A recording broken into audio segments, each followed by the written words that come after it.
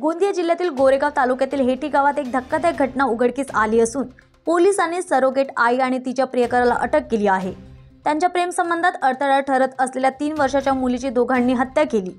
Hattie गावात राहणारे ताराचंद चांबले यांना 2 बायका आहेत। त्यांच्या दुसऱ्या पत्नीला 3 वर्षाची मुलगी आणि एक मुलगा आहे। ताराचंद यांचे काही दिवसांपूर्वी निधन झाल्यानंतर त्यांची दुसरी पत्नी नोकरीनिमित्त नागपूर जिल्ह्यातील खापरखेडा गावात राहायला गेली।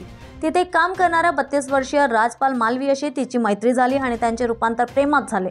27 डिसेंबर रोजी दोघांनी मिळून मानसी चामलाटे या 3 वर्षाच्या चिमुरडीची हत्या केली असून जी त्यांच्या प्रेम प्रकरणात अडथळा ठरत होती। दोघांनीही मानसीचा मृतदेह गावात आणून गावकऱ्यांना व कुटुंबियांना सांगितले की मानसीची प्रकृती अचानक बिघडल्याने मृत्यू झाला आहे।